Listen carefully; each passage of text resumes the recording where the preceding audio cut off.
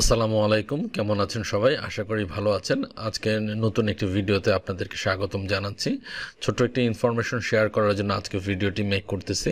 Last time আমি যখন Malaysia visit করি, ইমিগ্রেশনে অনেককেই দেখেছি যে ইমিগ্রেশন থেকে ফেরত আসতে, তো তারা অ্যাকচুয়ালি এমডেক বা মালয়েশিয়া অ্যারাইভাল কার্ড, যেটা ডিজিটাল অ্যারাইভাল কার্ড, সেটা আগে থেকে সাইন আপ করে বা ফিল আপ করে যায়নি, দ্যাটস ওয়াই হচ্ছে কি ফেরত দিচ্ছিল।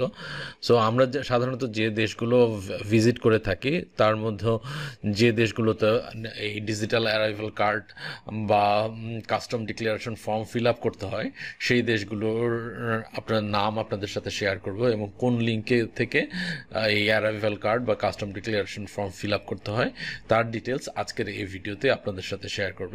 ধন্যবাদ সবাইকে। চলুন যাওয়া যাক আজকের মূল ভিডিওতে। Hello everyone, welcome back to my channel. আপনি যদি আমার চ্যানেলে নতুন হয়ে থাকেন তাহলে আমি রিকোয়েস্ট করব আমার চ্যানেলটি সাবস্ক্রাইব করতে। এতে করে আমি নতুন নতুন ভিডিও মেক করে চ্যানেলে পাবলিশ করতে অনুপ্রাণিত হব। আর ইতিমধ্যে যদি আপনি আমার চ্যানেলটি সাবস্ক্রাইব করে চ্যানেলটি গ্রো করতে হেল্প করে থাকেন, আপনাকে আন্তরিক ধন্যবাদ। আমি সাধারণত চ্যানেলের জন্য টেকনোলজি, ট্রাভেল ও লাইফস্টাইল রিলেটেড ভিডিও মেক করে থাকি। বর্তমানে আমার অস্ট্রেলিয়া, ইউকে ও কানাডার অ্যাক্টিভ ভিজিট ভিসা রয়েছে। আমার ভিসাগুলো আমি নিজেই প্রসেস করেছিলাম। নিজের ভিসা নিজেই প্রসেস করার এক্সপেরিয়েন্স থেকে ভিসা প্রসেসের বিভিন্ন টপিকের উপর আমি সাম্প্রতিক সময়ে বেশ কিছু ভিডিও মেক করেছি। Visa process related video make করার কারণে আমার ইউটিউব চ্যানেলের অডিয়েন্সদের কাছ থেকে প্রতিনিয়ত বিভিন্ন প্রশ্ন পেয়ে থাকি।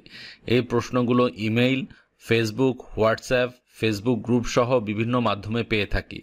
যে টপিকগুলোতে বেশি ইনকোয়ারি থাকে আমি সাধারণত সে বিষয় বা টপিকের উপরে ভিডিও মেক করে থাকি। Arrival card and custom declaration form. আমরা সাধারণত যেসব দেশগুলোতে নিয়মিত ট্রাভেল করে থাকি তার মধ্যে কিছু কিছু দেশে ইমিগ্রেশনে লাইনে দাঁড়ানোর আগে অ্যারাইভাল কার্ড ও কাস্টম ডিক্লারেশন ফর্ম অনলাইনে ফিল আপ করতে হয়। এটি অনেকেই না জানার কারণে অনেক বিড়ম্বনার শিকার হতে হয়। বাংলাদেশে কিছু কিছু এয়ারলাইন্স বোর্ডিং পাস দেওয়ার ক্ষেত্রে এটা চেক করে থাকে।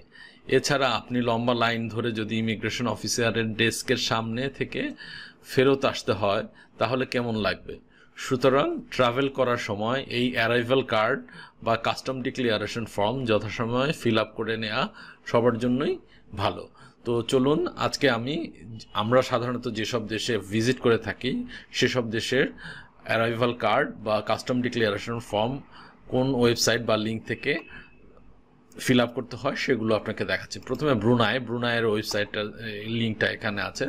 তারপরে আমরা সাধারণত ইন্দোনেশিয়াতে ভিজিট করে থাকি র্যান্ডমলি। বাংলাদেশ থেকে প্রচুর মানুষ ইন্দোনেশিয়াতে যায়। ইন্দোনেশিয়াতেও on arrival card fill up করতে হয়। তারপর আছে ফিলিপাইনের on arrival card fill up করতে হয়। সবগুলোই এগুলো বাধ্যতামূলক, আপনি এগুলো লাগবে আপনাকে ভিজিট করতে হলে, ঠিক আছে।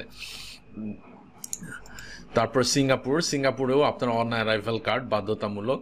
সো সিঙ্গাপুরের তারপর আছে থাইল্যান্ড। আমরা রেগুলার থাইল্যান্ড ভিজিট করে থাকি। থাইল্যান্ডে আগে on arrival card sign up করতে হতো না, কিন্তু 1 মের পর থেকে যারা থাইল্যান্ড ভিজিট করবেন তাদের সবার জন্য এটা ম্যান্ডেটরি, এবং মালয়েশিয়াতেও এটা ম্যান্ডেটরি। তো অন অ্যারাইভাল কার্ড ইউজুয়ালি আপনাকে অনলাইনের মাধ্যমে আপনার যখন যেদিন এন্ট্রি করবেন, ইমিগ্রেশন ক্রস করবেন, তার থেকে 72 আওয়ার্স বা 3 দিন আগে থেকে যে কোনো সময় আপনি এটা ফিল আপ করতে পারেন। সো আমি এই ওয়েবসাইটের লিঙ্কগুলো ভিডিও ডেসক্রিপশনে দিয়ে দিব। সো আপনারা একসাথে সবগুলো দেশের অন অ্যারাইভাল কার্ড কোন লিঙ্ক থেকে ফিল আপ করতে হয় সেগুলো পেয়ে যাবেন। ধন্যবাদ সবাইকে। ভিডিওটা যদি আপনাদের ভালো লাগে তাহলে বেশি বেশি করে লাইক, কমেন্ট ও শেয়ার করে দেবেন। ভালো থাকবেন সবাই। আবারও দেখা হবে নতুন কোনো ভিডিওতে, নতুন কোনো টপিক নিয়ে। সে পর্যন্ত সবাইকে আল্লাহ হাফেজ।